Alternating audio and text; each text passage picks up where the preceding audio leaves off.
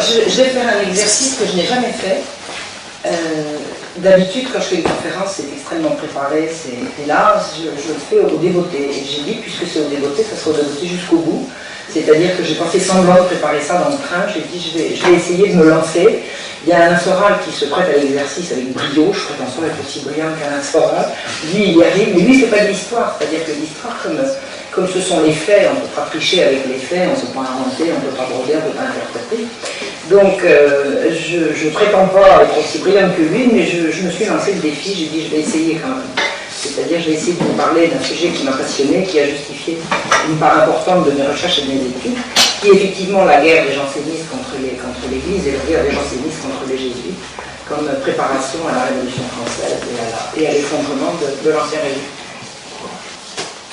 J'ai découvert ce que c'était que le jansénisme et ce qu'ont été les querelles ecclésiastiques qui ont empoisonné le règne de Louis XV et qui ont empoisonné pendant toute la royauté, pendant tout le XVIIIe siècle, à peu près par hasard. C'est-à-dire que l'objet de mes recherches n'était pas de m'occuper de ce sujet-là, mais aborder le siècle de Louis XV sans aborder le jansénisme, c'est complètement passé à côté de ce qui a été le quotidien pendant tout le siècle. Je veux dire, tout le siècle de Louis XV, c'est le siècle de la lutte entre l'autorité royale et l'autorité ecclésiastique, et les jansénistes.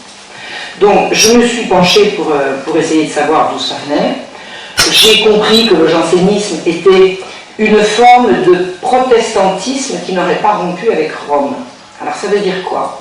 Ça veut dire que le jansénisme qui est apparu en Flandre, à l'époque de Louis XIII, est une théologie qui retient ce qu'ont retenu les protestants, à savoir que Dieu n'a pas donné la grâce à tout le monde.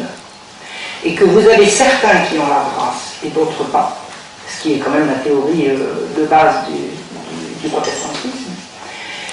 Et les jansénistes prétendent qu'eux ont la grâce et que c'est-à-dire qu'eux sont élus. C'est une forme d'élitisme, le jansénisme. Et c'est une forme d'élitisme qui a immédiatement provoqué les foudres de l'autorité royale, parce que à la fois il y a l'élitisme sur la grâce, mais il y a également une espèce de pessimisme fondamental qui consiste à dire que c'est Dieu qui fait tout, le bien comme le mal, donc que si on est pécheur, on ne pourra pas être racheté, donc c'est pas la peine d'œuvrer pour la société, pour la politique, c'est pas la peine de s'engager, c'est une espèce de renoncement au monde. Et sur le plan social, le jansénisme a pris dans une classe sociale qui était très malmenée par la montée de l'absolutisme royal, c'était les juges. Parce que au moment de la centralisation, quand la centralisation monarchique, on va dire que c'est au niveau de Henri IV et ensuite Louis XIII, au moment où la centralisation monarchique commence vraiment à s'approcher de l'absolu, le roi a de plus en plus intérêt à faire pièce à l'influence montante des juges dans les provinces. Les juges rendent la justice au nom du roi et ils sont propriétaires de leurs charges. Comme propriétaires de leurs charges, ils ont un pouvoir, c'est-à-dire qu'on ne peut pas démettre le juge. Donc ils ont un pouvoir assez important. Et la centralisation monarchique fait que de plus en plus les rois, pour faire pièce à cette influence montante des juges, envoient des intendants qui vont être, eux, révocables à tout moment et qui vont, dans les provinces, imposer la volonté royale. La montée des intendants rend les juges hors d'eux. Ils décident de renoncer à se battre pour ce qu'ils appellent le bien commun, en fait, qui concerne leur carrière, et le jansénisme arrive sur cet état d'esprit, sur cette espèce de forme de désespoir politique et social qui consiste à dire on voulait faire le bien et puis finalement le roi n'a pas besoin de nous, on se retire. L'idée d'aller se retirer à un rapport royal des Champs, je suppose que tout le monde a entendu parler de rapport royal des Champs, hein, c'est dans la vallée de Chevreuse, c'est un couvent qui a été un couvent de femmes, mais qui a beaucoup attiré des jeunes gens ou des gens un peu moins jeunes, qui étaient magistrats ou avocats de grandes familles qui renonçaient d'une certaine manière au monde en devenant jansénistes et en faisant retraite à Port-Royal. Les rois les ont détestés, Louis XIV les a haïs, il les a renversés. une des caractéristiques des jansénistes était qu'ils prétendaient, et ça c'est dans les textes, c'était pas seulement dans leur pratique, il y a eu énormément de textes, alors j'ai pas pris les références, puisque je vous dis, j'ai pas préparé par écrit, mais j'en ai quand même un assez bon souvenir. Les grands théoriciens jansénistes ont théorisé que l'absolutisme royal devait être c'est pas seulement que l'absolutisme royal devait être tempéré par la noblesse, c'était plus que ça. C'était que la soumission que les sujets du roi vouaient au roi devait se reporter sur les gens qui servaient le roi, c'est-à-dire ses ministres. En gros, ils voulaient partager la majesté royale, ni plus ni moins. Et c'est aussi grave que ça, c'est-à-dire qu'il aurait fallu plonger en dévotion devant eux, considérer que du moment que... C'était les considérer comme des élus, pas seulement sur le plan religieux, mais également sur le plan politique. C'est-à-dire, c'était un état d'esprit qui voulait que le roi partage le pouvoir avec eux, en gros. Et que le respect dû au roi se reporte également sur eux. Il est bien évident que Louis XIV ne mangeait pas de ce pain-là. Une autre caractéristique des jansénistes, et ça a été beaucoup plus prégnant encore au siècle suivant, a consisté à dire que les juges, c'est-à-dire des laïcs, pouvaient se mêler de sacrements et de discipline ecclésiastique. C'est-à-dire qu'ils considéraient qu'ils étaient en mesure de donner des leçons à l'Église. Ça, c'est pas tellement ressenti pendant le siècle de Louis XIV. Louis XIV a tellement détesté les jansénistes qu'il a mis en prison ceux qui lui résistaient. Il a rasé le couvent de Port-Royal, il l'a rasé jusqu'à la dernière pierre. J'étais à Port-Royal il y a une quinzaine de jours, non, il y a 10 jours, je suis allé visiter. Il a vraiment rasé tout ce. Il est resté que des cailloux concassés, quoi.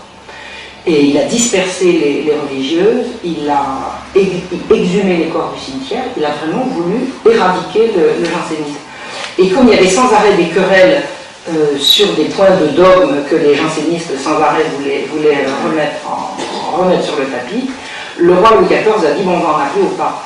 On va dire au pape, on va demander au pape qu'il tranche une bonne fois sur ce que c'est que le jansénisme. Et le pape a rendu une bulle, qu'on appelle la bulle Unigenitus, qu'il a rendue, je crois, en 1713, alors comme je vous dis, comme j'ai pas mes notes, je vous dis tout ça de mémoire, et la bulle a décrété que le jansénisme était hérétique, c'est-à-dire que toutes les propositions jansénistes étaient totalement contraires au dogme catholique. Et c'est vrai, moi je l'ai lu, la bulle Unigenitus, cette histoire d'élection divine, de chrétiens plus chrétiens que les autres. Par exemple, il y avait une chose que disaient les jansénistes facilement, c'était Jésus-Christ n'est pas mort pour tous les hommes. Pas du tout. Il est mort pour les bons. Et les mauvais sont mauvais irrémédiablement, il n'y a rien à faire. C'est totalement étranger à l'esprit catholique. C'est totalement étranger à la catholicité. Et le pape vraiment a tranché en faisant par cette bulle Unigenitus, en faisant du jansénisme une hérésie. Une hérésie, il n'est pas plus grave qu'une hérésie sur le plan du dogme. Et Louis XIV a voulu bien sûr enregistrer la bulle. Alors ça voulait dire quoi enregistrer? Pour qu'une loi, qu'elle soit papale ou qu'elle soit royale, puisse être exécutoire, il faut qu'elle soit mise dans les registres du royaume. Et c'était les juges qui tenaient les registres. Hein. Donc, c'était les juges essentiellement du Parlement de Paris. Et dans l'ancien temps, ils avaient pris l'habitude de faire précéder l'enregistrement des décisions royales de remontrances. Ils disaient par exemple, Majesté, vous voyez cette décision, vous devez savoir qu'elle entre en conflit avec telle autre décision, avec telle autre loi, avec telle autre règle. Et les remontrances n'avaient pas de fond politique, a priori, c'était des remontrances sur le plan strictement juridique. Mais petit à petit, les juges, au fur et à mesure du temps, avaient fini par croire qu'ils allaient pouvoir partager les décisions avec le roi et pouvoir faire des remontrances, des espèces de fins de non-recevoir sur certaines décisions royales. Donc Louis XIV avait interdit aux juges, les remontrances. Et quand Louis XIV voulait faire enregistrer une décision royale, c'était enregistré, on ne discutait pas. Quand la bulle Unigenitus est arrivée, il a fallu l'enregistrer. Et Louis XIV est mort. Et on n'a pas eu le temps de l'enregistrer. C'est-à-dire que la bulle de condamnation du jansénisme n'a pas été inscrite dans les registres. Donc le problème s'est posé à la mort du roi. Enfin, il y avait bien d'autres problèmes à régler à la mort du roi, parce que le petit Louis XV avait 10 ans, non, il avait 5 ans, je pense qu'il avait 5 ans. En 1715, il avait 5 ans.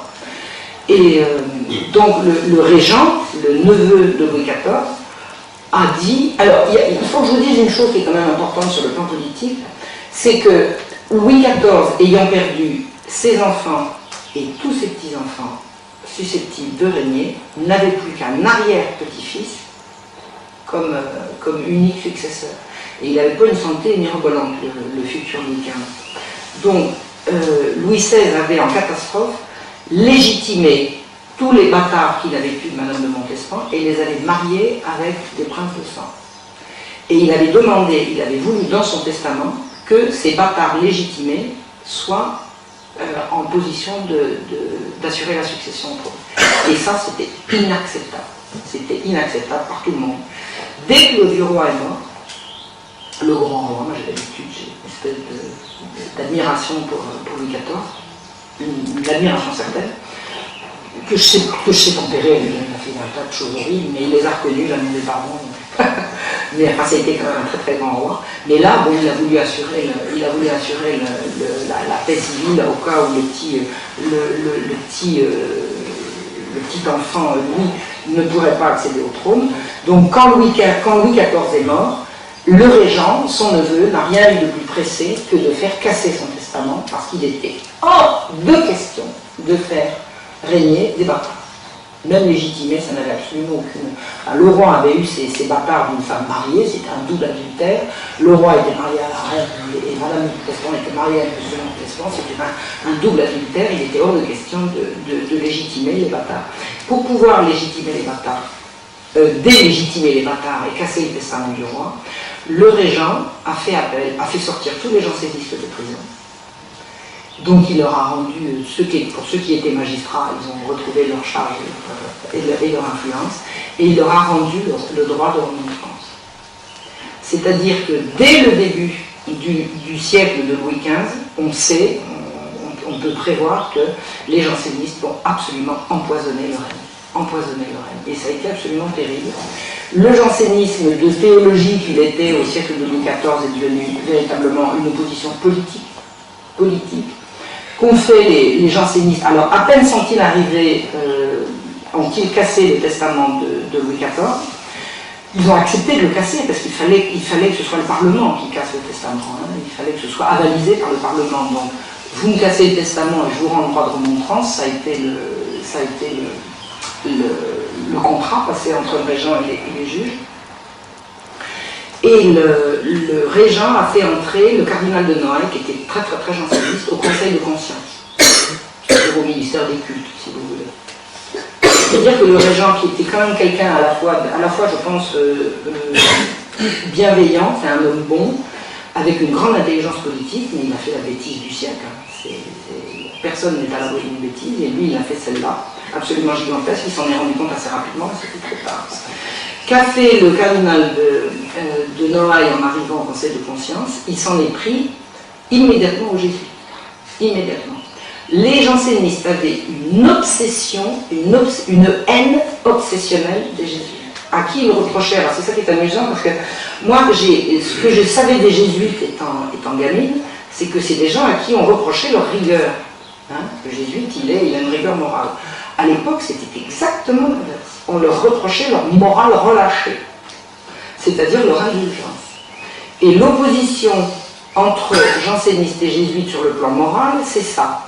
Les jansénistes considèrent que la vie est une vallée de l'âme, qu'on est là pour en souffrir, que tout plaisir est a priori suspect, doit être rejeté. Enfin, ils avaient une espèce de rigueur morbide, et ils reprochaient aux jésuites exactement l'inverse.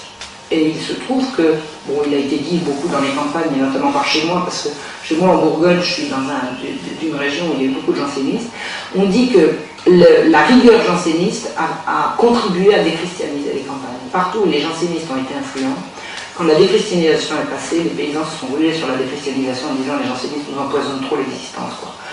Il ne faut pas rigoler, il ne faut pas aller au bal, il ne faut pas s'amuser, il faut pas... Enfin bon, la vie est une vallée de larmes et il est interdit d'être heureux. il est bien évident que l'indulgence des jésuites n'était pas du tout de ce type-là. Ils avaient beaucoup de douceur dans leur pénitence, beaucoup de compréhension pour les faiblesses humaines. Et c'est là-dessus, en tout cas, c'est là-dessus que sur le plan moral, c'est affirmé l'opposition entre les uns et les autres. Donc, quand Monseigneur de Noailles est arrivé au Conseil de conscience, sur son ressort, qui était quand même le ressort de Paris, il a interdit aux jésuites d'administrer les sacrements. C'est-à-dire qu'il les a, pas dire qu'il les a éjectés, mais c'est une façon de les rendre totalement impuissants. C'était quand même des prêtres, donc ils avaient interdiction d'administrer les sacrements. En fait, c'était de la tyrannie, ça. Et pour être sûr qu'ils n'administreraient pas, comme on les connaissait, ils ont fait exiger des mourants qui demandaient l'absolution, qui fournissent un billet de confession émanant d'un prêtre qui ne serait pas jésuite. Donc si vous étiez confessé à un jésuite, ça allait recommencer avec quelqu'un d'autre. Et les billets de confession qui ont été mis en pratique à ce moment-là avaient été inventés déjà au siècle précédent, sous Louis XIV, pour obtenir des paroissiens dans certaines campagnes, dans certains diocèses qui étaient dirigés par des prélats jansénistes, dans le même esprit. On voulait obtenir que les paroissiens qui voulaient recevoir la communion ne la reçoivent que s'ils avaient reçu l'absolution par un prêtre particulièrement sévère, rigoureux, rigoriste, qui allait leur donner des pénitences pénibles, publiques, etc. Donc le billet de confession avait été inventé au siècle précédent par les jansénistes, et là il a été mis en pratique, à ce moment-là, contre les jésuites. Quand le régent a voulu faire passer un certain nombre de décisions regardant la politique du royaume, et qu'il a voulu les faire enregistrer, il s'est heurté à une magistrature qui a dit « Ah ben non, remontrance ». Alors il a dit « Mêlez-vous de ce qui vous regarde », et les magistrats ont répondu « Vous nous avez rendu le droit de remontrance, on s'en occupe, et on s'en sert ». Et la chose la plus grave qui s'est passée à ce moment-là, c'est que le régent a voulu absolument enregistrer la bulle Unigenitus, parce que pour faire cesser la querelle de savoir si les jésuites si les jansénistes avaient raison ou tort, comme le pape avait tranché, il fallait enregistrer la bulle Unigenitus, et une fois qu'elle serait enregistrée, le problème serait réglé, en principe. Mais les magistrats ne voulaient pas enregistrer la bulle. Ils ont refusé.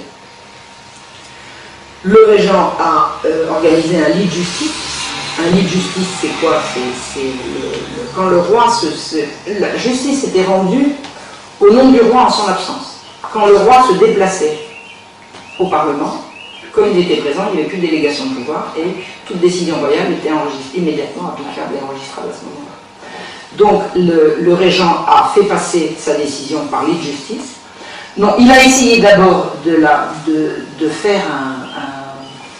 réunir un tribunal spécial qui a enregistré la bulle, et le légat du pape est venu voir le régent en lui disant que le pape savait très bien qu'en France, il fallait que ce soit le Parlement de Paris qui enregistre une loi, ou même une bulle papale, et que si c'était un autre tribunal, ça n'était pas valable.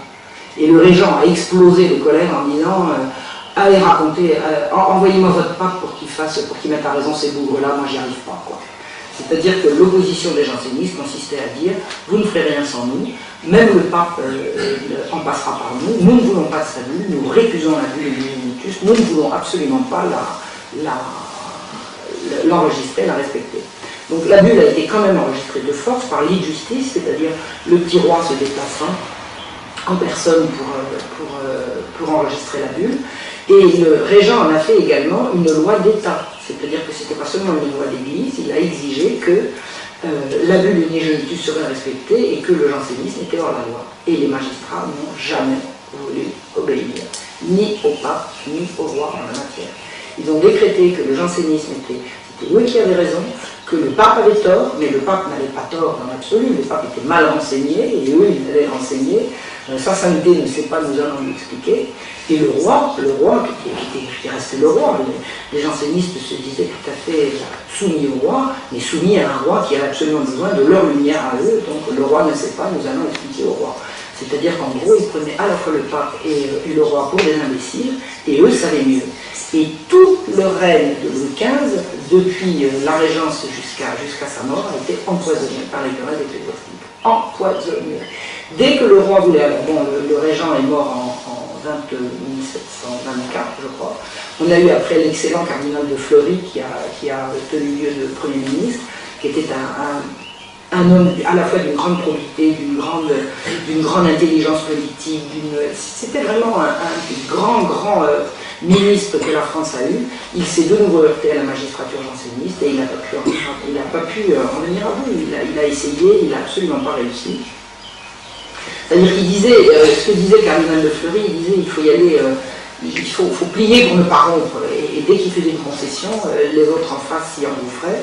Il n'y avait pas moyen d'enregistrer la moindre décision royale sans passer par le lit de justice. Les choses n'ont pas arrêté de s'envenimer sur fond perpétuellement de guerre idéologique contre les jésuites. Alors ça se passait comment? Il y avait une fabrique idéologique pour les jansénistes, c'était les Nouvelles Ecclésiastiques. C'était un journal qui était rédigé par un certain Louis-Adrien Lepage, qui était un avocat. Il faisait partie de l'ordre des... Alors il y avait un petit groupe d'avocats complètement fanatiques, complètement hystériques.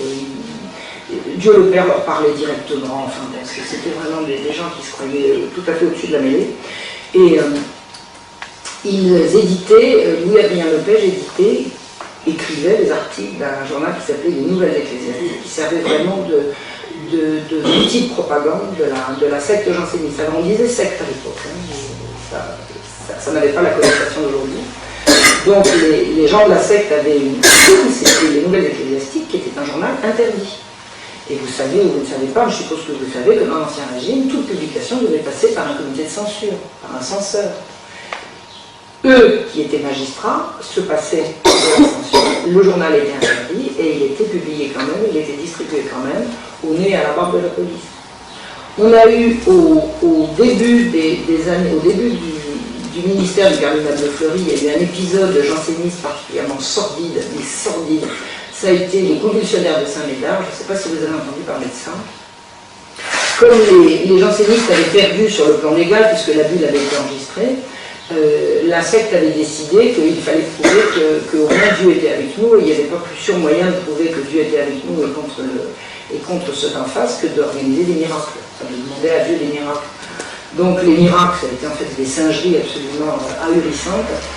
Dans un cimetière du sud de Paris, sur la paroisse de Saint-Médard. La paroisse de Saint-Médard, c'était à l'époque, c'est maintenant le 5e arrondissement de Paris, c'était à l'époque extrêmement populeux, c'était un quartier pauvre, c'était vraiment des petites gens, avec l'église de Saint-Médard, dont un diacre qui s'appelait le diacre Paris avait été une espèce d'idole pendant un moment. Il était une idole par l'exemple qu'il donnait. Il faisait tellement de macération, il faisait des sinistres, il mangeait pas, il se lavait pas, il était complètement livide, il était larve, maigre et tout. Il a fini par mourir à l'âge de 34 ans. Et la secte a décidé d'organiser des miracles sur sa tombe. Des miracles. Alors, il faisait venir des gens qui avaient une patte plus courte que l'autre, qui ressortaient avec les 2 pattes de la même taille. Alors évidemment, tout ça c'était des simagrées, on sait tout par les rapports de police, on sait très bien qu'ils faisaient semblant, enfin bon, c'était sans scrupule, avec beaucoup de liberté, à la fois avec la morale et avec la crédibilité publique, enfin c'était une honte.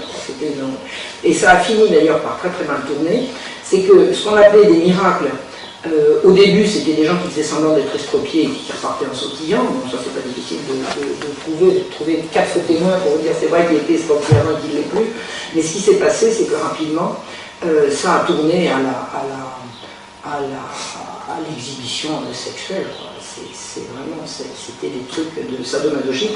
Vous aviez des femmes qui arrivaient, qui se penchaient, qui se couchaient sur la tombe du diacre et qui étaient prises de convulsions. Et les trucs de convulsion, elles jetaient les pattes en l'air, les vêtements qui sautaient, elles s'exhibaient à moitié nues, etc. Et vous avez des gens qui venaient regarder ça, qui disaient miracle, miracle. L'autorité royale dit on va fermer le cimetière, c'est pas possible de continuer des exhibitions pareilles. C'était indécent, c'était totalement indécent.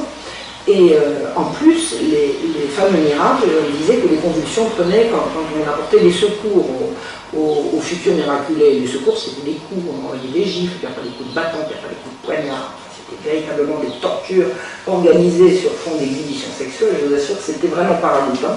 Et l'autorité royale, enfin sexuelle, par voie de conséquence, je veux dire, c'était pas le but. C'était bien évident que les gens qui se déplaçaient pour regarder ça, c'est parce qu'il y avait des belles filles qui se dénudaient, c'était évident. C'était pas l'aspect purement médical qui les intéressait, on savait bien que c'était des exhibitions.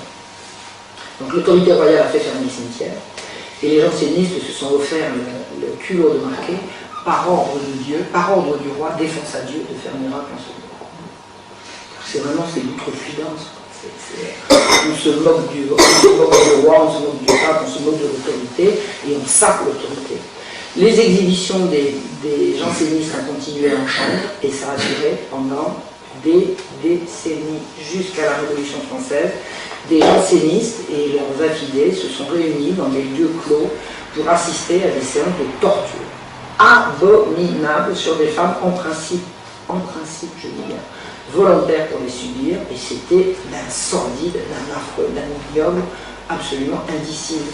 Et quiconque dénonçait ce genre de choses était opposé à la vraie religion, à la vraie foi. Voilà. C'était la façon de fonctionner de la secte à cette époque-là. Bon, les convulsions se sont quand même grosso modo calmées. Quand ça s'est fait en chambre, alors la police les poursuivait, mais vous savez, la police, ça s'achète, surtout que les policiers n'étaient pas très bien payés à l'époque. Donc on n'arrivait pas vraiment à les arrêter. Vous avez un monsieur qui s'appelle Edmond Barbier qui a écrit tout le journal depuis la Régence jusqu'aux années, la moitié des années 1760, qui raconte absolument toute la vie quotidienne à Paris à l'époque, et il a beaucoup relaté les affaires de convulsions et de tortures qui se sont poursuivies vraiment très amont dans le siècle. Il y a l'affaire la plus grave qui a opposé le jansénisme à l'autorité royale et papale. Ça a été une affaire qui s'est jouée en deux épisodes, et c'est ça que je raconte. À l'origine, j'avais écrit un livre sur l'affaire Damien. Damien, c'est un monsieur qui a attenté à la vie du roi en 1757. Et quand j'ai découvert qu'au milieu de l'affaire Damien, il y avait cette affaire que je vais vous raconter, j'en avais fait un gros bouquin, j'ai trouvé une éditrice qui m'a dit vous allez en faire deux, vous allez raconter l'autre affaire à part. Et c'est ce que j'ai fait. Qu'est-ce qui s'est passé en 1749, il y avait à Paris une grosse institution qui s'appelait l'hôpital général, qui était le lieu de rassemblement de tous les pauvres, les enfants perdus, les estropiés, les fous, tous les gens qui... C'était une espèce d'assistance publique de l'époque. Et c'était... il y avait la salpêtrière pour les femmes et les jeunes filles, les bicêtres pour les hommes et les jeunes garçons, les hommes et les jeunes gens, et il y avait la pitié pour les petits garçons. C'était donc 3 établissements sur Paris qui étaient tenus par la magistrature janséniste. Très clairement. L'hôpital général était une institution totalement laïque qui avait été inventée sous Louis XIV par la Compagnie du Saint-Sacrement, qui était encore d'autres dévots, mais des dévots qui ressemblaient quand même beaucoup aux jansénistes, il y en a beaucoup qui étaient aux deux. La Compagnie du Saint-Sacrement avait été interdite par Mazarin, et au moment où la Compagnie du Saint-Sacrement a été interdite, les jansénistes ont pris tous les postes de direction de l'hôpital général.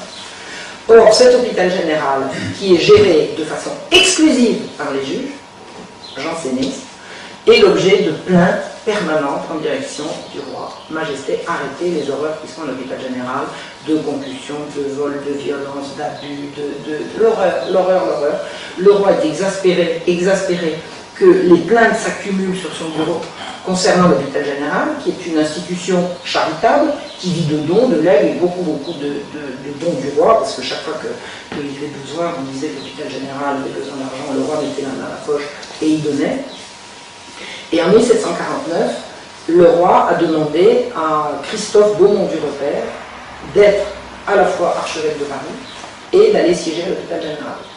Christophe Beaumont du Repère était évêque de, je ne sais plus où, dans le Midi. Et quand le roi lui a demandé de venir sur Paris, il a supplié Sa Majesté de ne pas faire ça. Le roi a dit c'est un ordre, j'ai besoin de vous. Il ne s'était pas trompé sur les personnages, un esprit très fort, un homme d'une grande probité, un grand prélat, je crois, un très très bon chrétien, avec une force de caractère extraordinaire, qui a compris que le roi lui faisait un cadeau empoisonné. Et le roi lui a dit allez mettre de l'ordre à l'hôpital général. Donc Christophe de Beaumont est arrivé, il s'est soumis, il a dit au roi qu'il ferait ce qu'il voulait. Il est arrivé à l'hôpital général et il a demandé à siéger à l'hôpital, au conseil d'administration de l'hôpital général, qui s'est immédiatement mis en grève générale. parce qu'il était hors de question qu'un jésuite, entre guillemets, il n'était pas de l'ordre des jésuites, mais il y avait deux camps à l'époque. Il y avait le camp des jansénistes et il y avait le camp des molinistes. Alors si vous n'étiez pas jésuite, vous étiez forcément pro-jésuite si vous n'étiez pas janséniste. Il y avait deux camps. Donc Molina, hein, c'était un jésuite de l'école de Salamanque de 2 siècles avant. Ce qu'on appelait les molinistes, c'était les partisans des jésuites, les jésuites ou les partisans des jésuites. Et Christophe de Beaumont, donc Monseigneur Christophe de Beaumont, dès qu'il a voulu simplement regarder ce qui se passait à l'hôpital général, sa simple présence a déclenché une grève générale de l'hôpital et ensuite de la magistrature et ensuite de toute la justice. Le monde judiciaire s'est arrêté. Il n'y avait plus de justice sur le ressort de Paris. Le ressort de Paris, le ressort du Parlement de Paris, c'était pas Paris, c'était un tiers du royaume. Ça descendait jusqu'à... C'était un tiers du royaume, c'était le ressort du Parlement de Paris. Simplement parce que l'évêque avait voulu voir ce qui se passait à l'hôpital général. Bon. Les secrets qu'il a découverts, je ne les sais pas. Ceux que j'ai découverts moi, c'est un abominable trafic d'enfants. C'est-à-dire des affaires de pédophilie. Je ne suis absolument pas sûr que Christophe de Beaumont ait eu les moyens de le savoir. Je ne pense pas. Parce que moi j'ai découvert ces trafics d'enfants en épluchant à la loupe, sur une période de 10 ans, toutes les entrées et les sorties des enfants. Monseigneur de Beaumont n'a certainement pas pris le temps de faire un centième de ce que j'ai fait là-dessus, il y avait d'autres chats à fouetter. Toujours est-il qu'il s'est quand même rendu compte que, en arrivant à l'hôpital général, si sa simple présence déclenche une telle levée de bouclier contre lui, c'est qu'il y avait des choses à cacher. Il y avait effectivement énormément de choses à cacher, sur des détournements de fonds notamment. Quand Monseigneur de Beaumont est arrivé à la tête de l'hôpital général, il s'est rendu compte qu'il y avait 10 000 livres de différence entre le prix du fromage avant qu'il arrive et depuis qu'il était là. Il est évident que la différence, elle passait dans la poche de tous ces vaillants jansénistes, alors qu'ils prêchaient sans arrêt la mortification, l'hôpital général, c'était un lieu de partout, vous ne pouvez pas vous imaginer ce que c'était. C'est effrayant, c'est effroyable. Il prêchait la rigueur la plus intenable et faisait la java tout le temps. Tout le temps. Tout le monde couchait avec tout le monde. Tout le monde pas couchait pas avec tout le monde couchait avec quelqu'un. À l'intérieur, alors les prêtres, les officières, vous ne pouvez pas vous imaginer. Sur fond d'une dureté, d'une cruauté envers les pauvres, c'était vraiment, c'est épouvantable. Le monde de l'hôpital général, c'est absolument épouvantable. Et quand Christophe de Beaumont a vu comment... Alors, ça s'est pas tout de suite déclenché comme ça. Je vais vous expliquer comment ça s'est déclenché, il faut être un peu plus précis. Au moment de l'arrivée du prélat, il y a eu un vent de panique qui s'est emparé des officières qui étaient toutes des laïques. C'était toutes des laïques, elles étaient toutes galantes. Toutes. Il y a un vent de panique qui a soufflé auprès des officières. Elles se sont dit, non, ça va être fini la belle vie si un moliniste prend la direction de l'hôpital, ça va être l'horreur. Et la principale de l'hôpital a démissionné, avec perte et fracas, on a une demi-douzaine de sœurs avec elle, donc il n'y avait plus de supérieur à l'hôpital. Et Monseigneur de Beaumont a organisé, puisqu'il était chef de la direction de l'hôpital, il a organisé une nouvelle élection. Et il a imposé, il y a eu un vote, dans lequel il y avait les administrateurs de l'hôpital et les directeurs. Les directeurs, ils étaient au-dessus, les administrateurs étaient au-dessous. Monseigneur de Beaumont faisait partie du directeur. Il a demandé leur avis aux administrateurs, mais il a retenu que les voix des directeurs. Et les directeurs ayant voté comme Monseigneur, c'est une amie de Monseigneur de Beaumont, une femme tout à fait bien, tout à fait sérieuse, tout à fait de bon ton, qui prenait la direction, alors que les administrateurs ont cru, comme ils étaient plus nombreux, que leur nombre de voix serait peut-être admirant. Et Monseigneur de Beaumont a dit non, c'est Madame Demoisan qui est maintenant directrice supérieure de l'hôpital général, et je vous remercie de m'avoir donné votre avis. Je suis très intéressé par ce que vous m'avez dit, mais c'est moi qui décide. C'est pas moi qui décide, c'est la direction qui décide. Et en fait, en l'occurrence, il avait raison. Il avait raison. Les voix des administrateurs n'étaient que consultatives. Et c'est là que la grève a été organisée. Toute la magistrature s'est mise en grève. Le roi a imposé que Madame de Moisan soit supérieure, et les magistrats ont refusé de venir. Ils ont refusé de venir. Le roi a dit je valide l'élection et les magistrats ont dit non. Le roi a dit j'exige que vous retourniez au travail, les magistrats ont dit non. Vous imaginez? Bon. Moi, ce que j'ai découvert par derrière, c'est effectivement qu'il y avait des trafics d'enfants et que c'était abominable. Je pense qu'à l'époque, il n'y avait pas le moyen de le savoir. Pour savoir des choses comme ça, il faut avoir le nez dans les registres, et personne, certainement, à l'époque, n'avait les moyens de dire. Mais ce qui s'est passé, c'est que la bagarre a duré 2 ans, 3 ans, 3 ans pendant lesquels les magistrats se mettaient en grève, le roi les envoyait en exil, ils partaient en exil pendant ce temps-là. Pendant qu'il n'y a plus de parlement, il n'y a plus de justice, mais c'est pas seulement qu'il n'y a plus de justice, c'est qu'il y a du chômage, il y a tout un tas d'ouvriers, de domestiques, d'artisans qui ne peuvent plus travailler sur Paris quand la magistrature n'est pas là. C'est vraiment dramatique. Le roi est obligé de céder au bout d'un moment. Il a envoyé en exil un certain nombre de magistrats jansénistes. C'est vraiment dirigé par les jansénistes. Ça, c'est clairement la magistrature janséniste qui mène cette bronca contre l'autorité royale. Le roi en a envoyé plusieurs en exil. Et au bout d'un moment, comme il ne cédait pas, c'est le roi qui a cédé. C'est le roi qui a cédé. Au bout d'un moment, comme on ne peut pas se passer de la magistrature, parce qu'il faut bien que la justice, le roi la doit aux œuvres. Il est obligé de la rendre. Et s'il n'y a pas de magistrat pour le faire, qu'est-ce qu'on fait? Donc au bout d'un moment, on cède. Moi, j'ai d'autres hypothèses sur les raisons de la faiblesse du roi, on en parlera tout à l'heure si vous voulez. Je pense que le roi a été tenu par chantage. Par chantage sur ses mœurs, et qu'il a finalement été obligé de céder. Le roi a finalement réussi à obtenir, en préservant les formes, que la magistrature allait rentrer, que tout ça allait s'arranger, et que l'hôpital général, enfin, sa réforme allait passer, sa réforme de l'hôpital général allait passer, mais que les choses allaient se calmer. Tout le monde a fait semblant que ça s'arrange. Et quand les magistrats ont vu qu'en fait, ils avaient perdu, que Monseigneur de Beaumont restait à la tête de la direction de l'hôpital, et surtout que Madame de Moisan y restait, ils ont organisé ce qu'on a appelé la querelle des refus de sacrement. Et ça a été absolument terrible. Et c'est là que l'opposition au roi, on voit qu'elle est également une opposition à la religion, à l'Église. Les juges ont décrété qu'ils étaient compétents pour juger en matière de sacrement.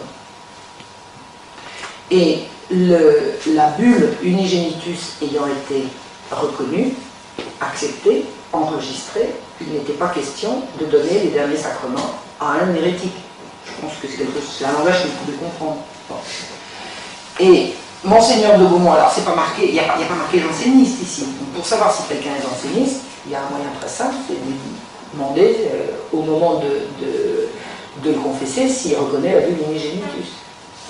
Il y a eu des montages qui ont été faits, je vais vous expliquer comment ça s'est passé, c'est prouvé largement, pour faire en sorte que des jansénistes notoires demandent les derniers sacrements et mettent un curé non janséniste en position d'être obligé de les refuser l'absolution.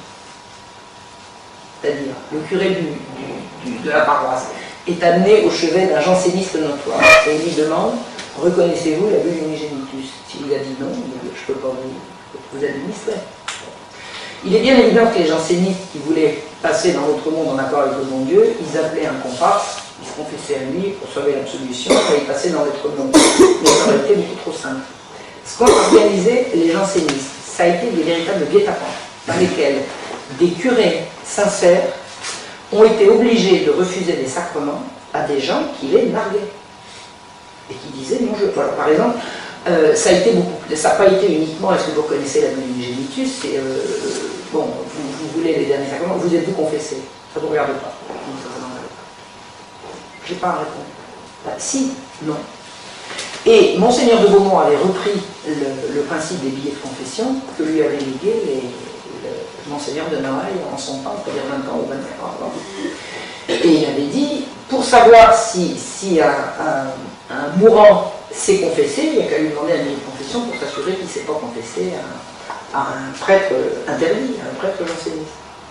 Alors ça n'a pas tellement fonctionné, c'est-à-dire qu'on n'a pas tellement demandé de billet de confession.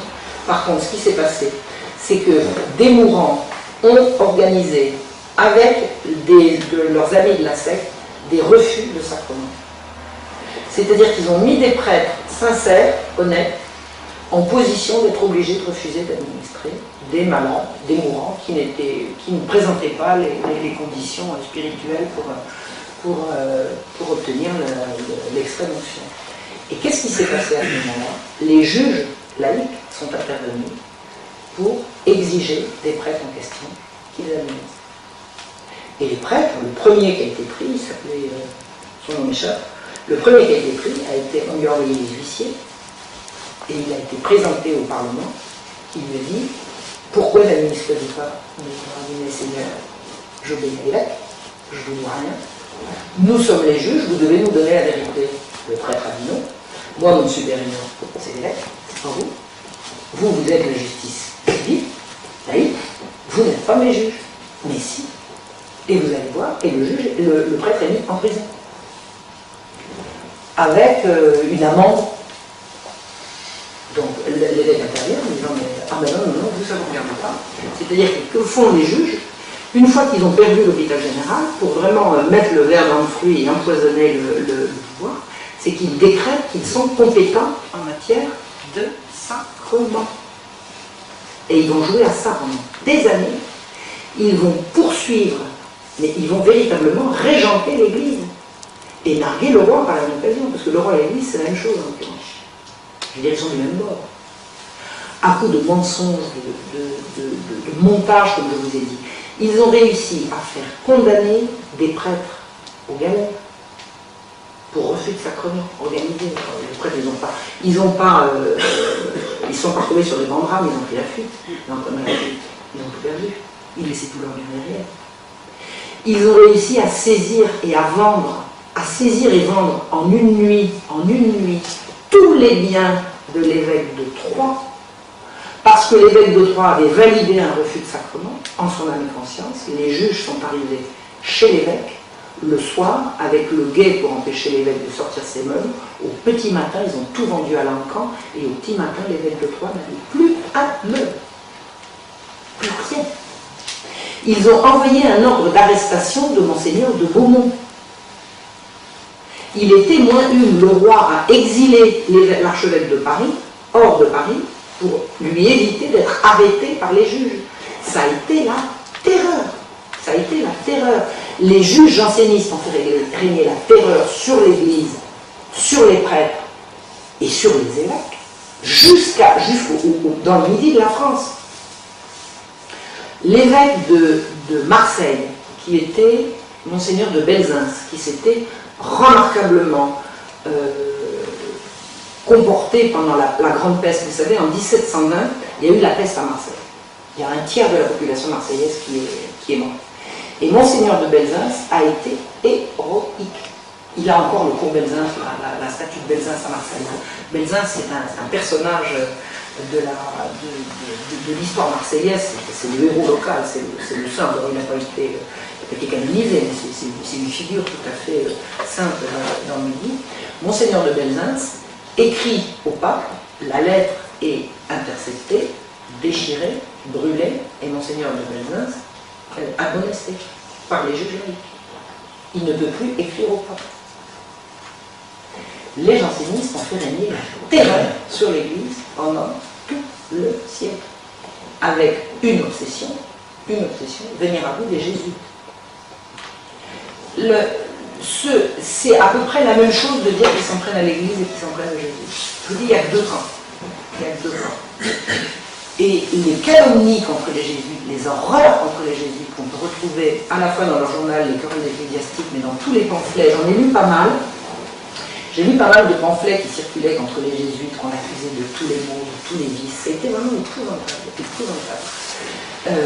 Je sais qu'ils étaient faits par les jansénistes, même s'ils étaient signés de gens qu'on ne connaissait pas comme appartenant à la secte, parce que dans les archives manuscrites, que je suis allé voir, dans les archives du fameux Louis Adrien Lepech qui faisait les querelles ecclésiastiques, on trouve tous les brouillons des trucs qui paraissaient sur les jésuites. Donc on sait que c'était fabriqué là. Ils avaient vraiment une obsession, c'était de venir à bout des jésuites. Donc la position des jansénistes, c'était les magistrats laïcs, alors élus, je vous ai expliqué, ils ont la grâce. Ils le savent pourquoi, parce que bon Dieu leur a dit, donc ils savent qu'eux ils l'ont et surtout que les autres ne l'ont pas. Donc vis-à-vis de la religion, c'est de dire que eux sont aptes à juger en matière ecclésiastique, en matière de sacrement, en tout, et qu'ils vont expliquer au pape ce qui est bon pour lui. Et en matière politique, ils veulent absolument partager le pouvoir avec le roi. Quand le roi prend une décision qui déplaît à ces messieurs refusent d'enregistrer, refusent d'obéir. Ça a été extrêmement grave, ça a été très loin cette affaire, parce que le jour où Louis XV a fait rédiger un nouveau règlement pour l'hôpital général et qu'il l'a porté à l'enregistrement, les juges l'ont enregistré avec modification. C'est-à-dire qu'en fait, ils se sont mis en position de légiférer à la place du roi.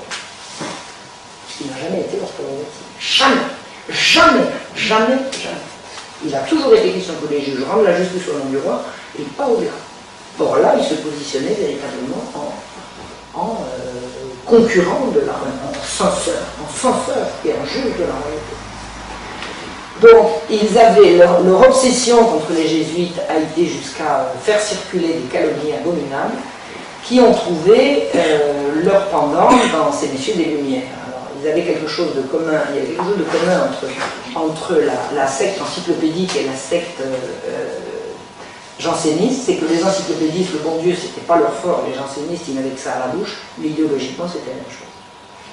Il fallait venir à bout des jésuites, ils étaient supérieurs au commun des mortels, il fallait absolument limiter les pouvoirs du roi et se débarrasser du pouvoir de l'Église. Il y a vraiment un parallèle à mettre, même si idéologiquement ça n'apparaît pas au premier regard, à l'analyse c'est très pertinent, que les gens des Lumières et les jansénistes mènent grosso modo quand même le même combat, qui va consister à faire tomber non pas la royauté en tant que telle, parce que la royauté tout le monde s'en réclame, mais la monarchie absolue, ça c'est clair, et surtout l'autorité de l'Église. En 1760, alors je confonds toujours 63 et 64 parce que c'est quelque part entre les deux dates, les juges ont réussi à obtenir l'interdiction des jésuites. Ils ont fait comment? Un jésuite qui s'appelait le père de la Valette avait fait des affaires dans les îles. Je pense que c'était vraiment pas le propre des jésuites de faire du business, mais enfin celui-là il en avait fait. Et ces bateaux avaient été piratés par les Anglais, c'était à l'ère de 7 ans. Donc il avait perdu ses biens, donc il avait fait faillite. Il ne pouvait pas payer la Whitwell. Et les juges jansénistes se sont servis de cette faillite pour interdire l'ordre des jésuites. Mais interdire. On les a interdits en France. On leur a pris toutes leurs écoles. Les jésuites avaient des écoles absolument partout. Ils distribuaient le savoir. C'était vraiment la grande affaire des jésuites, ça a été d'enseigner. Alors ils enseignaient aux riches moyennant très cher et aux pauvres moyennant rien. Ils ont réussi à faire quand même de l'enseignement gratuit, pas à la tête du client, enfin à la bourse du papa quand même. Ils avaient ouvert des collèges absolument partout où les fils de laboureurs pouvaient... il paraît qu'un tiers des élèves des jésuites étaient des gens du peuple. Un tiers, c'est pas un tiers. Et gratuitement ou en proportion de ce que pouvaient les parents. Dès que les jésuites ont été interdits, toutes les écoles ont été fermées. Alors évidemment, il a fallu remplacer les élèves, il a fallu remplacer les professeurs, ça ne se remplace pas au pied de l'eau. Ce qui est évident que le niveau général de l'enseignement en a absolument souffert. La secte des philosophes a beaucoup rigolé. Voltaire voulait absolument, il disait quand on en aura fini avec les pères, la voie sera libre. Et la voie a été libre, effectivement. Dès que les jésuites ont été interdits, alors pourquoi est-ce que le roi a accepté ça? Bon, parce que c'était un os à ronger. D'abord, le roi avait perdu la guerre, il avait perdu la guerre de 7 ans, la France était à genoux. Il avait pris un ministre qui s'appelait Choiseul, qui voulait absolument se mettre la magistrature dans la poche, pour apaiser le royaume et apaiser les querelles ecclésiastiques. Qu'est-ce qu'ils veulent les juges pour nous ficher la paix? Ils veulent la peau des jésuites, on va leur donner. Et c'est comme ça que ça s'est passé, ni plus ni moins. Donc en 1763, entre 63 et 64, parce qu'il y a eu plusieurs phases. Il y a eu d'abord l'interdiction de ceci, ensuite l'interdiction de cela, et ensuite l'interdiction totale des jésuites. Et ça a été au niveau de l'Europe. Il y a eu vraiment une vague anti-jésuitique au Portugal, en Espagne. Ça a été vraiment partout, quoi. Il fallait absolument venir à bout des jésuites. Et la conséquence première, et puis je pense que je vais peut-être m'arrêter là et ouvrir la voie aux questions si vous le désirez, la conséquence première de la disparition des Jésuites a été la première expérience libérale, d'économie libérale en France. C'est-à-dire que 1763, le roi prend comme contrôleur général, c'est-à-dire l'équivalent de Premier ministre, ministre des Finances, un janséniste qui s'appelle Laverdy, qui va faire une première expérience de suppression de la police des grains, des subsistances, et donner l'autorisation de faire du pain du peuple, c'est-à-dire du grain, de la nourriture, de la substance du peuple, une marchandise comme une autre, qu'on va pouvoir vendre et acheter pour le bénéfice de celui à qui elle appartient, et non plus pour la subsistance du peuple. C'est-à-dire, c'est le début du libéralisme. Ça a été la première expérience, et franchement, c'est ça qui a mené à la Révolution. Et la seule force intellectuelle et morale capable d'arrêter ça, c'était les Jésuites, ils n'étaient plus là. Et c'est comme ça que ça s'est fait. Donc, moi, je vois les jansénistes.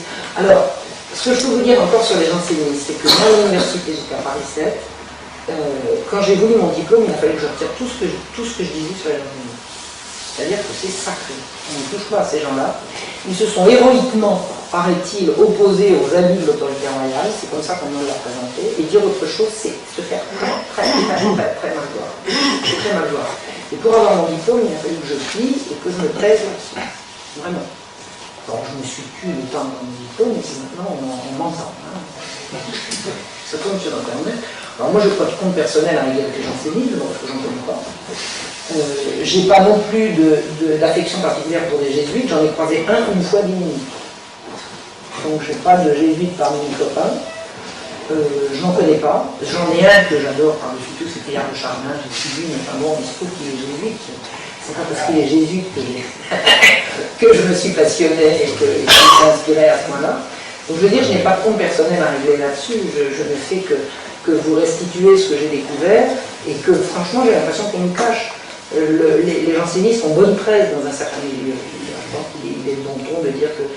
D'abord, Louis XIV les a pourchassés, donc si Louis XIV les a pourchassés, c'est qu'il était bien. Je ne suis pas du tout d'accord avec ça maintenant, à la fois connaissant Louis XIV et les connaissant eux, et surtout concernant le règne de Louis XV, je pense qu'ils ont été absolument mortifères, quoi, mortifères pendant tout le règne.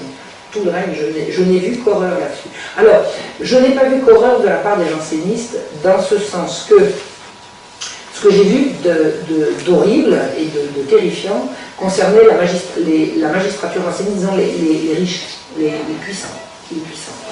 Il y avait effectivement, je crois, un jansénisme populaire, très pieux, très dévoué, très pur et éminemment respectable. Je l'ai vu comment? Parce que quand j'ai étudié le personnage de Damien, ce monsieur qui s'en est pris au roi, il avait un frère qui était janséniste. Et en suivant le procès d'Amiens, j'ai eu tout un dossier concernant son frère, j'ai vu comment son frère vivait son jansénisme, dans son environnement, il habitait à Saint-Omer, et j'ai vu ce que c'était qu'une petite communauté de gens jansénistes du peuple. C'est éminemment respectable. Alors moi, j'aurais pas voulu vivre avec des gens comme ça, c'est certain, mais rien à redire sur le plan moral, je veux dire respectable, voilà, respectable. Et je ne mets pas le frère de Damien et le curé de sa paroisse et tous ses amis qui étaient jansénistes avec lui, je ne les mets pas du tout dans le même panier que cette magistrature et ces jansénistes de pouvoir absolument abominables. Absolument abominables. Moi, ce que j'ai découvert de ce qu'ils faisaient par derrière, alors faites ce que je dis, faites pas ce que je fais, je prêche la rigueur morale, il s'en prenait à Madame de Moisan parce qu'un jour qu'il faisait très chaud, elle avait retiré son mouchoir en disant qu'elle étouffait. La garce, vous imaginez, c'est complètement ridicule. Ils torturaient les filles à l'hôpital général et ils font lui mettre la bouche en cul de poule pour expliquer qu'elle exagère parce qu'un jour où il fait trop chaud, elle retire son mouchoir. C'était des faux dévots, c'était des hypocrites, c'était vraiment, c'est épouvantable. Moi, j'ai vraiment ce que j'en ai vu dans les archives, ce que j'en ai vu dans les récits, c'est vraiment pas des gens fréquentables et pas des gens respectables. Ce que j'ai vu du siècle à l'époque et là où je les ai croisés, c'est-à-dire dans les grandes affaires qui ont secoué le siècle et qui ont sapé, miné l'autorité royale jusqu'à conséquences que vous connaissez tous. Voilà. Donc je vais arrêter là de mon exposé. Je crois que j'ai réussi à faire quelque chose de cohérent, j'espère, sans note. J'espère que j'ai été claire et que j'ai été cohérente. Maintenant, si vous voulez me poser des questions là-dessus, je vais essayer d'y répondre. Voilà.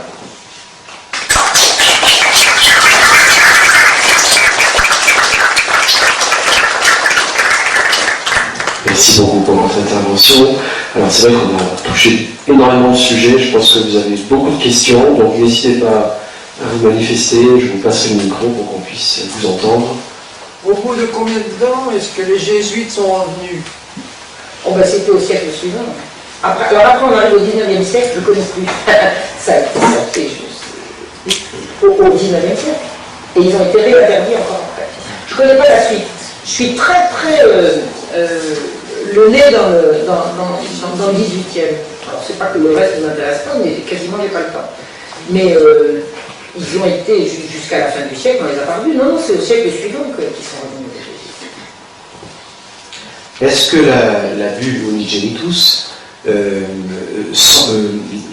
dit quelque chose concernant le sacerdoce, la validité du sacerdoce des jansénistes? Ils sont hérétiques. Oui, mais s'ils sont hérétiques, donc leur sacerdoce n'existe plus. Parce que vous avez parlé assez longuement sur la question des confessions, ils pouvaient se débrouiller, prendre un confesseur janséniste, etc.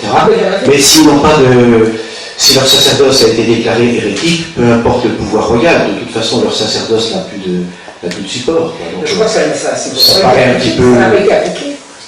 Ça n'a pas été appliqué. La bulle Unigenitus n'a jamais été appliquée, et en plus, les magistrats ont réussi à la faire supprimer. Donc on peut dire que ils avaient donc un évêque, Monseigneur de Noailles, pendant un temps. Ils en avaient plusieurs. Peut-être, oui. Ouais. Mais à partir de la condamnation, je ne sais pas, mais je suppose que les ordinations sacerdotales ne sont plus valides. Ah ben non. Donc après, c'est du bricolage complet, quoi. Oui. Mais l'épiscopat français était anti-janséniste rapidement. Rapidement, il n'y avait plus rien. Il ne restait plus de jansénistes que les politiques. Et quelques prêtres en douce.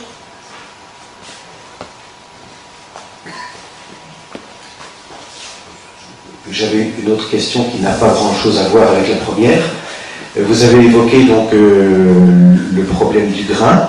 Oui. Et je crois que c'est une question qui est très, très importante. Absolument. Parce que derrière ce problème du grain, on a Turgot, en 1776, qui tente la suppression des corporations. Oui. Et ensuite, en 1791, le Chapelier qui réussit. Exactement. Et c'est le libéralisme économique.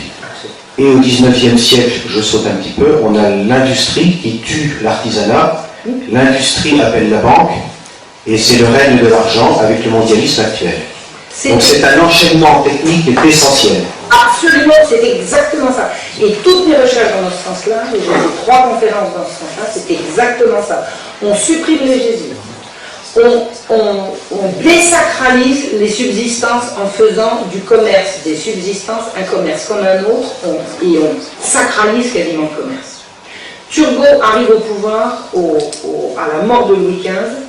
Louis XVI arrive au pouvoir complètement affolé il n'est pas préparé, de la tâche qui lui tombe dessus. Il n'est pas préparé, c'est son frère qui aurait dû, après son père, c'est son frère qui aurait dû régner, et on lui vend, entre guillemets, un type extraordinaire qui va résoudre tous les problèmes financiers, qui s'appelle Turgot. Turgot est un homme des Lumières. Turgot est un anticlérical déchaîné.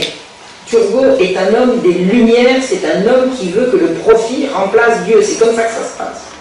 Il fait passer la libre circulation des subsistances, c'est-à-dire la libre circulation des subsistances, c'est-à-dire la libéralisation totale, la suppression de la police des vins, et la protection des marchands par la police, alors qu'avant, à partir de Turgot, la police protège les marchands contre le peuple, alors que jusqu'à Turgot, la police protégeait le peuple contre les marchands. Libéralisme économique, et c'est-à-dire laisser passer, et libéralisme au niveau du travail, suppression des corporations. Les corporations sont le cadre dans lequel le monde ouvrier évolue et nous a fait toutes les merveilles que porte la France. Tout ce que la France a de beau en matière d'architecture ou de n'importe quel art Ce sont les corporations qui l'ont fait. En supprimant les corporations, on supprime le sens de l'honneur, chez les ouvriers, on supprime la protection ouvrière, on supprime le sens du travail bien fait, on remplace par le profit individuel. On remplace Dieu par le profit, le travail bien fait par le profit. Le profit va arriver absolument comme critère de base valable, reconnu. Turgot va tomber. Vous entendrez partout dire dans n'importe quel livre d'histoire, sauf ceux qui se sont spécialisés, que Turgot est tombé parce que les privilégiés l'ont fait tomber. Turgot n'est pas tombé parce que les privilégiés l'ont fait tomber. Turgot est tombé parce qu'il a mis le royaume de France en insurrection. En insurrection. Le roi Louis XVI a reculé, et effectivement, à la Révolution française, la libre circulation des subsistances a été une des premières décisions qui a été prise par l'Assemblée constituante. L'Assemblée nationale, qui, issue des États généraux, elle prend le pouvoir en juillet. En août, ça y est, c'est fait. Libre circulation des subsistances. C'est-à-dire qu'on fait passer cette règle inhumaine qui consiste à dire que plus rien ne protégera le peuple contre les spéculateurs sur les subsistances. Il n'y a plus rien qui va protéger le peuple. Et dans le même temps, on supprime les corporations, on interdit les corporations, c'est-à-dire qu'on interdit aux ouvriers de s'organiser par métier et par corps. À l'issue de manipulations au niveau des États généraux, c'est ignoble, mensonges, manipulations, ça a été vraiment infernal. Et effectivement, la loi de Chapelier a suivi. Alors, c'est le décret d'alarme. La suppression des corporations s'est faite en 3 coups. Le premier coup, c'est la nuit du 4 août, c'est-à-dire on a supprimé les privilèges. Ah, supprimer les privilèges, c'est supprimer les corporations, de facto. De facto. C'est-à-dire qu'on n'a pas dit on supprime les corporations, mais à partir du moment où on dit qu'on supprime tous les privilèges, le principe des corporations, c'est d'obtenir du roi le privilège de ceci, de cela. On supprime les privilèges, on supprime les corporations. Or, les corporations, juridiquement, existaient encore. En 91, le décret d'alarme sympathisant janséniste, encore un, supprime les corporations.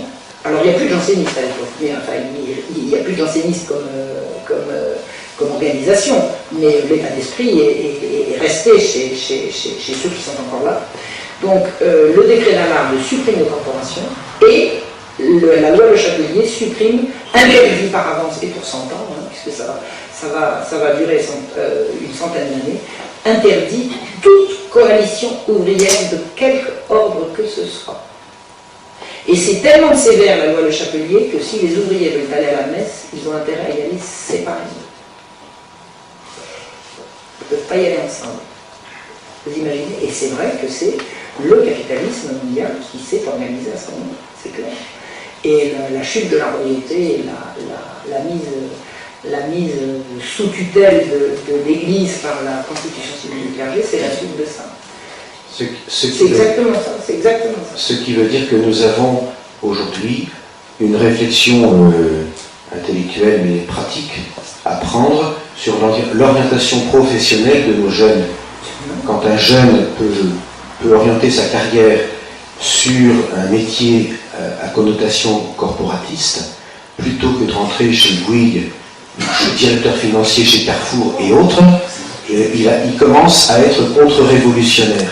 Mais qui sort de Polytechnique et qui se dépêche de rentrer à la BNP ou je ne sais, il continue à être assis dans la contre-révolution quand il va à la messe traditionnelle et assis dans la révolution quand il travaille toute la semaine. Il faut savoir où on va, quoi. Il faut savoir où on va. Il ne suffit pas de connaître. Je voulais vous poser une autre question. Est-ce que vous avez une connaissance de Barthélemy de Laffemas? Et non, parce que Barthélemy de Laffemas, c'est un conseiller d'Henri IV. C'est un protestant, et c'est le premier qui conseille Henri IV les fabriques royales. Et Colbert va reprendre l'idée, et c'est un deuxième aspect de la Révolution, c'est-à-dire que le pouvoir n'a pas normalement à fabriquer, il a à assurer l'ordre, la tranquillité dans la société. Voilà, c'est ça. Et là, il y a un double problème, c'est ce problème que vous avez évoqué de la chute des corporations, mais l'autre problème, c'est aussi de transformer le gouvernement en un administrateur de biens et en un fabricant. C'est aussi un élément de révolution, ça. Je vous remercie de cette information que je n'avais pas. Parce que je voulais vous dire concernant le travail et les corporations, c'est essentiel, c'est vraiment au cœur de l'effondrement de l'ancien monde, mais dans ce qu'il avait de protecteur et de bon, c'est que qu'est-ce qui a prolétarisé le monde ouvrier? C'est la Révolution. Et pourquoi la Révolution a-t-elle prolétarisé le monde ouvrier? C'est parce qu'elle a appliqué les préceptes des Lumières. C'est clairement ça. C'est-à-dire qu'aux sources de la prolétarisation, qu'est-ce que c'est que la prolétarisation du monde ouvrier? Vous avez des ouvriers qui vivaient non seulement protégés par leur corporation, mais avec un niveau de vie décent. À partir de la fin des corporations, les ouvriers ne sont plus maîtres de leur outil de travail et de leur travail, ils deviennent salariés chez les autres. Et c'est le plus gros, celui qui crie le plus fort et celui qui est le moins scrupuleux qui va ouvrir une fabrique et faire travailler les ouvriers au prix, au salaire le plus bas possible. C'est le principe, c'est à ce moment-là que c'est possible. Avant, c'est pas possible puisque la corporation gère tout, y compris les salaires et les prix. La Révolution introduit la réclame, c'est-à-dire ce qui deviendra la publicité. Au temps des corporations, c'était déloyal. Faire de la réclame, c'était déloyal. C'était totalement déloyal. On n'aurait jamais fait de la réclame. C'était de la concurrence déloyale vis-à-vis C'est des... le livre de René de Lespinasse qui commente le livre d'Étienne Boileau sur les corporations. Non, c'est pas ça que j'ai lu. René de Lespinasse est un commentateur du livre des métiers d'Étienne Boileau. Étienne Boileau qui était le prévôt des marchands de Paris au temps de Saint-Louis. Alors c'est une période... Oui, c'est pas votre période, mais c'est très intéressant parce que René de Lespinasse a fait une étude sur la psychologie des corporations et il a fait cette étude à la fin du 19e siècle. C'est un corporatiste qui s'appuie sur le livre d'Étienne Boileau qui lui est de 1200. Et je pense que le monde du travail se réincorporera d'une façon ou d'une autre. D'une façon ou d'une autre. Je ne sais pas comment on va tourner les choses là. De toute façon, ce monde de fous dans lequel on vit, dans lequel vous avez quelques centaines de grands Manitou qui terrorisent la planète entière, qui a de moins en moins d'argent alors qu'eux en ont de plus en plus, je pense que ça ne va pas durer. Donc il faudra recréer un monde nouveau. Je pense que le principe corporatiste est certainement quelque chose qui peut être amené à renaître et à revoir le jour d'une façon ou d'une autre. Ce que je voulais vous dire concernant, alors là je sors du jansénisme pour parler des Lumières. Vous avez en 1775, en pleine guerre des farines. Alors qu'est-ce que c'est la guerre des farines? Dès que Turgot, au début du règne de Louis XVI, autorise la libre circulation des subsistances, la France se soulève. La France se soulève. Des révoltes absolument partout, les femmes sortent, elles arrêtent les convois de grains, enfin, les gens ont faim, ils n'arrivent plus à manger à leur faim. Avec ce que gagne le commun des mortels, on ne peut plus acheter le pain est devenu beaucoup trop cher. Et quand on dit à Turgot que le pain est très cher, il dit oui, mais c'est le but. Parce qu'après, il va arriver au bon prix. Puis, vous savez, la loi du marché, quand il aura bien monté, il descendra. Que les gens soient morts de faim dans l'intervalle, ça s'arrangera. Vous savez, le mépris.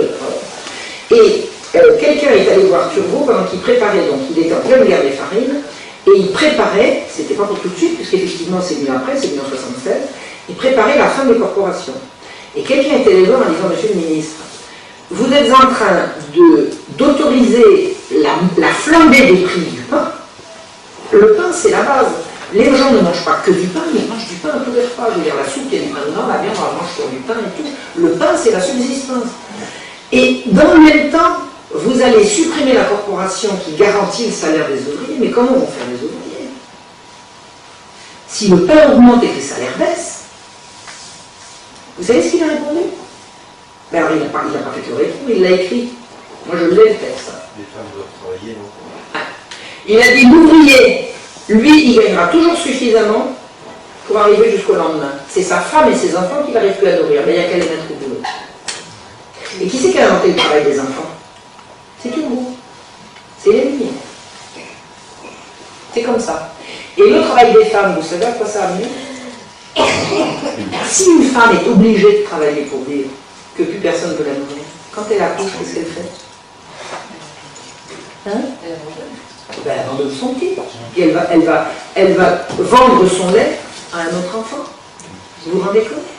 Ben, maintenant, on leur demande de louer leur ventre. On a fait des progrès. Avant, c'était juste leur sein. Vous imaginez? Et il a signé le décret. Il a dit, c'est pas un décret. Il a signé le projet, il a donné l'explication. Et il a préparé l'effroyable misère ouvrière du XIXe siècle et le travail des enfants. Dans l'ancien temps, les enfants ne travaillaient pas. Ils apprenaient. Leur travail, c'était l'apprentissage. Ou l'école. Ils allaient à l'école, les enfants. Faut pas croire. Excusez-nous, est-ce que vous pourriez juste nous rappeler la manière dont les prix des grains étaient fixés et quelle était la législation sous l'Ancien Régime avant ces perturbations liées aux réformistes? Le prix du grain, alors je ne sais pas qui fixait le prix du grain, mais je peux vous dire qui surveillait que le prix du grain n'augmentait pas, c'était la police. Vous aviez un corps qui s'appelait la police, dont le travail consistait à aller sur les marchés et à s'assurer que le pain était à un prix raisonnable. Raisonnable, ça voulait dire que les gens pouvaient l'acheter. Voilà, tout simplement.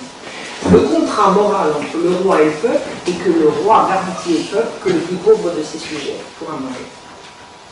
C'est ça le principe. Et la police est là pour surveiller. On a besoin de marchands. C'est-à-dire que l'approvisionnement des marchés se fait comment? Vous avez un producteur de blé. Il va porter son blé au marché, la place de son village. La population vient et se sert. Et, comme il y a du surplus, les marchands passent et achètent le surplus et le portent ailleurs.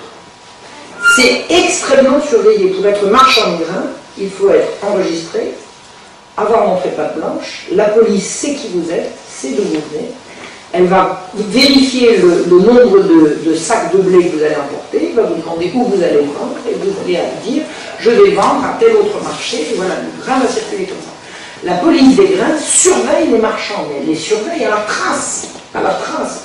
Et quand vous avez des périodes de pénurie, il y a toujours une tentation pour les malveillants de profiter de la désorganisation pour acheter du grain ici et le revendre là, et la police pourchasse ces gens-là. Elle peut toujours leur mettre la main dessus, mais elle est là en principe pour les pourchasser, pour attraper le blé qui sort et faire en sorte qu'il arrive sur les marchés au bon prix.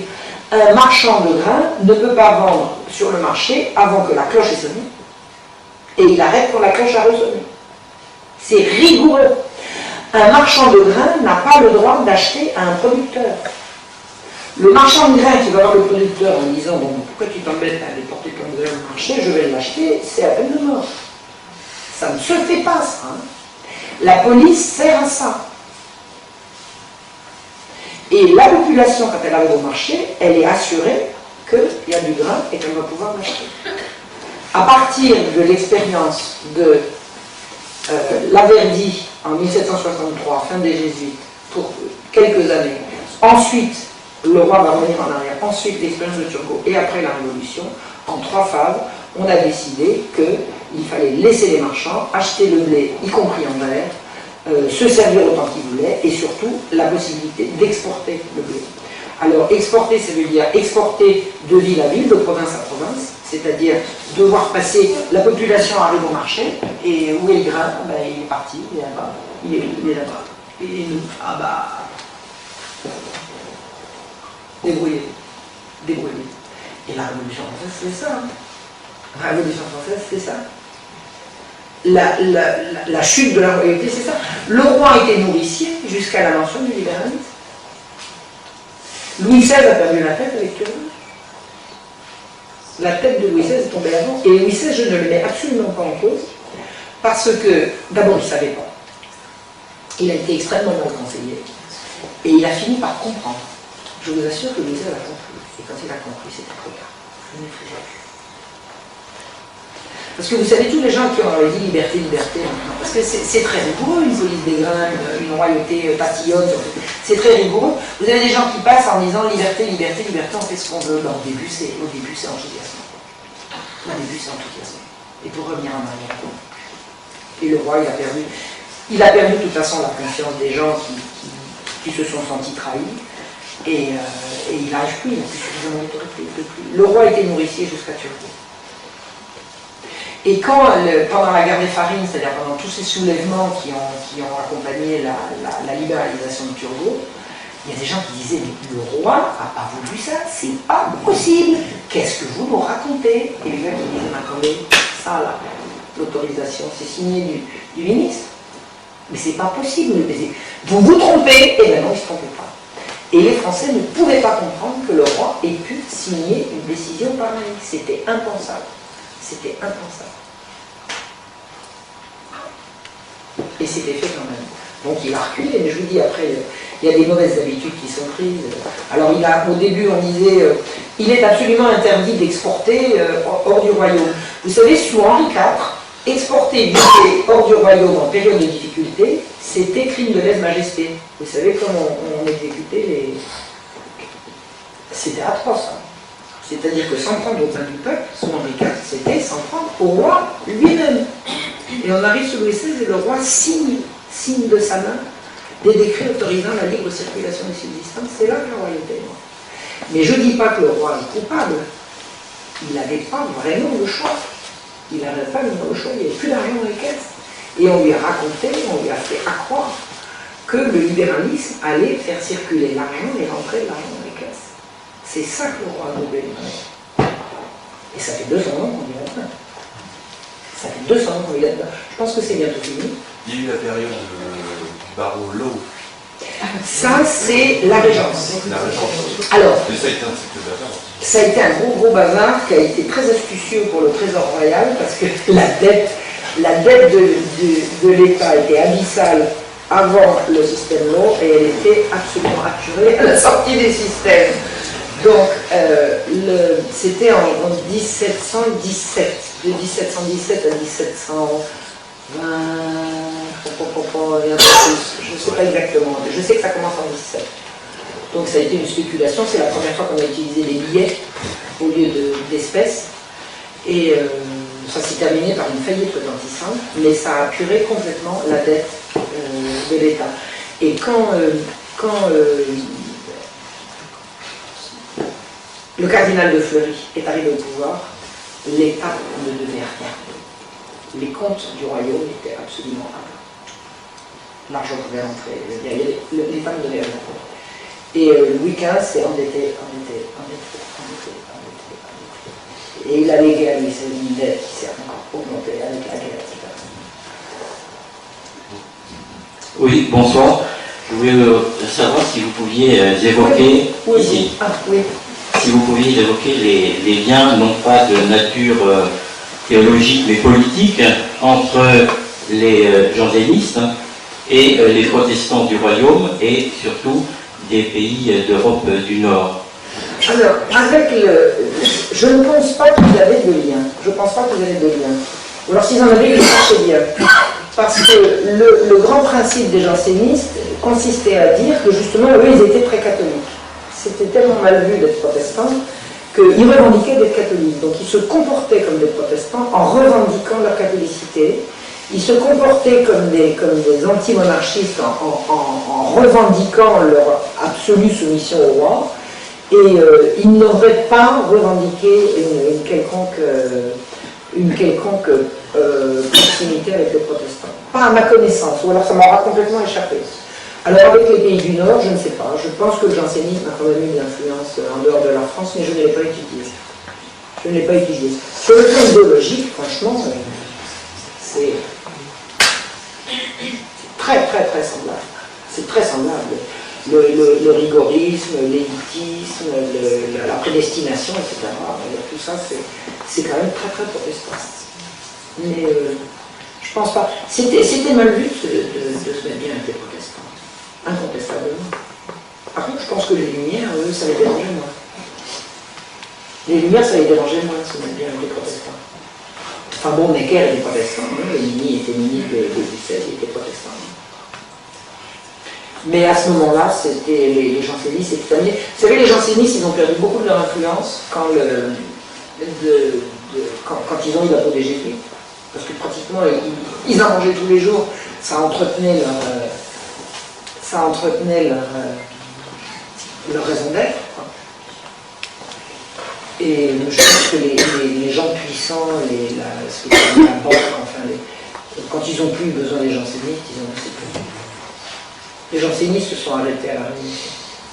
Cela dit, leur influence est quand même prépondérante sur plein de trucs. Tallard, il était jansénisant, l'abbé Grégoire était jansénisant. Le libéralisme a été jansénisant aussi.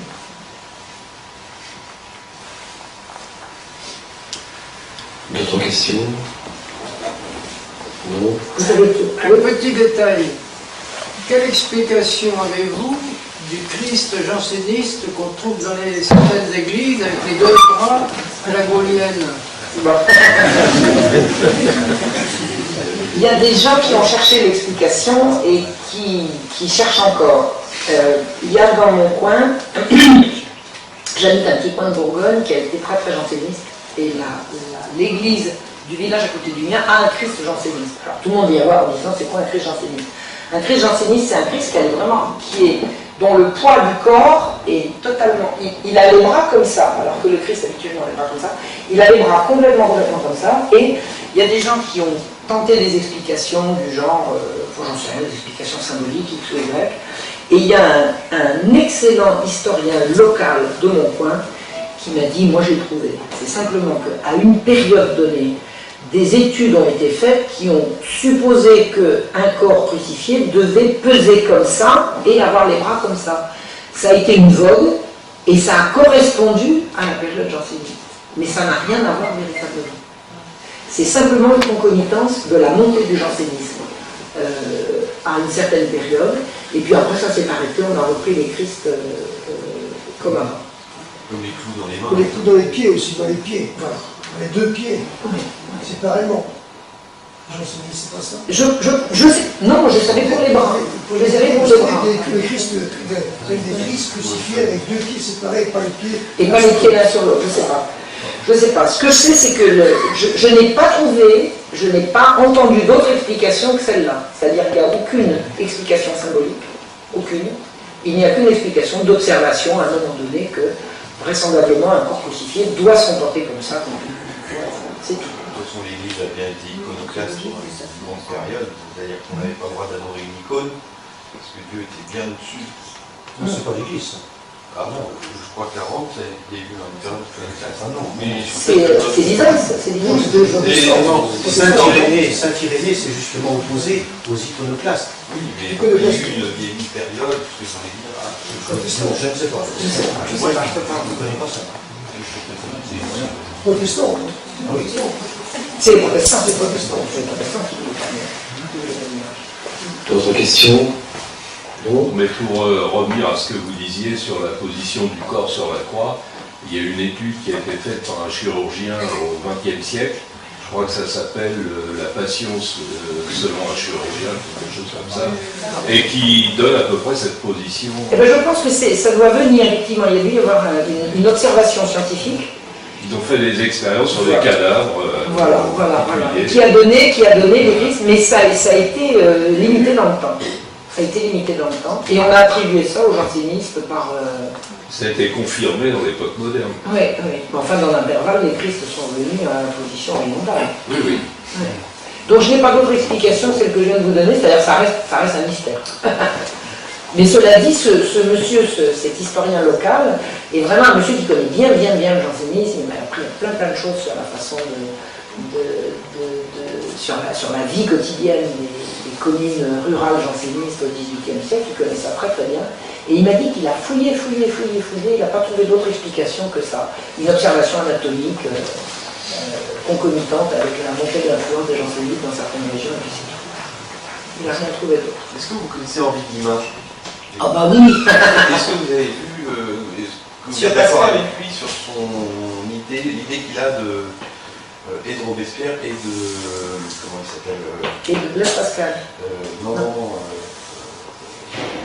Jean-Thorin de Voltaire, là. Rousseau. Oui, Alors, Guillemin, c'est difficile, parce que bon, j'adore Guillemin, parce que c'est merveilleux, parce qu'il aime tellement les gens, il aime tellement le peuple, il est merveilleux, mais il se trompe sur plein de trucs. il se trompe sur plein de choses, parce que, par exemple, il a fait une vidéo sur le jansénisme de Pascal. Je suis désolé, je ne souscris absolument pas.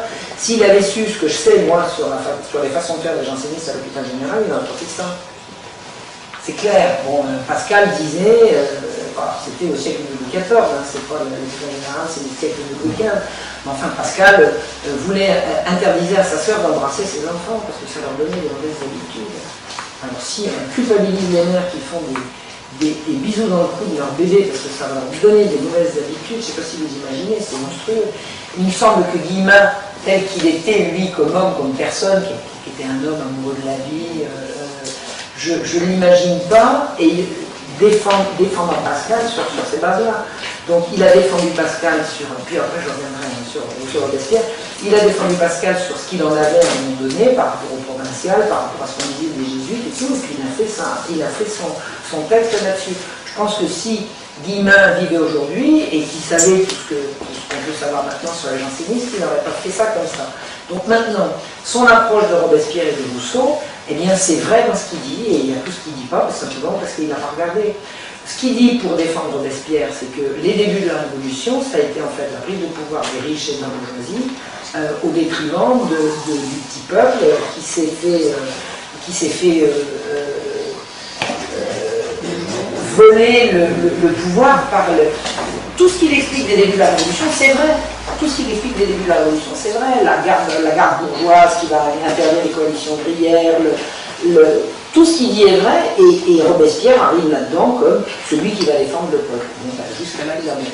Après, la suite, il n'en a pas parlé. D'accord ? Ce qu'il dit de Rousseau, alors moi je suis en train de découvrir Rousseau, parce que ça me tombe des mains, ça me rase, Rousseau, c'est pas l'imaginer. Si, je suis obligée quand même, je me dis, non, mais moi je suis en période de contrat social, mais ça fait 4 heures que je m'y reprends. Si vous savez ce que ça me rase. Mais, pardon ? Ah bah oui, je suis quand même obligée d'aller lire certains bouquins. Ah non, mais je vais me lire le code de l'hôpital général que Jean-Jacques Rousseau. Enfin, moi, je suis proche de gens qui adorent Rousseau, donc je suis obligée de constater qu'il y a plus comme ça. Il doit bien y avoir quelques secrets cachés à Rousseau qui m'a échappé.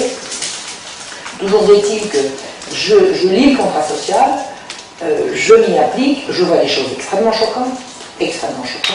J'ai lu M. Xavier Martin. Alors, j'ai compris que lui, il a tout compris. Il est extrêmement hostile à Jean-Jacques Rousseau.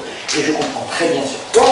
Maintenant, ce que je sais, c'est que le Chapelier, le franc-maçon Le Chapelier, quand il est venu à la tribune de l'Assemblée nationale pour supprimer toute coalition ouvrière, il s'est référé à Jean-Jacques Rousseau. Bon, ça, à mon avis, Guillemin, il savait pas. Certainement pas. Ce que les gens que je connais qui aiment Rousseau lui trouvent, c'est le souci social, le souci des petites gens, la défiance vis-à-vis des riches. Bon, ça c'est... Il faut aller plus loin. Il faut aller plus loin. Mais les gens qui l'aiment pour ça. Et Guillemin, je pense qu'il aimait Rousseau pour ça. En plus, Guillemin aimait Rousseau, d'après ce que j'ai pu comprendre, parce que l'affreux Voltaire a voulu sa peau. Et ça, c'est une forme de légion d'honneur, avoir Voltaire contre soi, c'est quand même extrêmement bon signe. Ce type est une abomination. C'est ce que le XVIIIe siècle a fait de pire. D'ailleurs, je me demande si c'est parce que la France a fourni de pire en personnage célèbre. Voltaire, c'est une horreur. Et il s'en est pris à Rousseau à mort. Il a vraiment essayé de tuer Rousseau. Et donc, ça fait partie de ce qui rend Rousseau sympathique. D'ailleurs, moi-même qui avait refusé, qui n'arrivait pas à lire Rousseau, quand j'ai vu la vidéo de Guillemin sur Rousseau et que j'ai entendu ce qu'il en disait de Voltaire, ça correspondait tellement à ce que je savais de Voltaire par ailleurs qu'il m'a convaincu qu'il y avait quelque chose dans Rousseau à sauver. Pour déclencher la haine d'un aussi sinistre individu, il fallait forcément du bon. Parce que avoir les félicitations de Voltaire, c'est dur à porter. C'est très très dur à porter.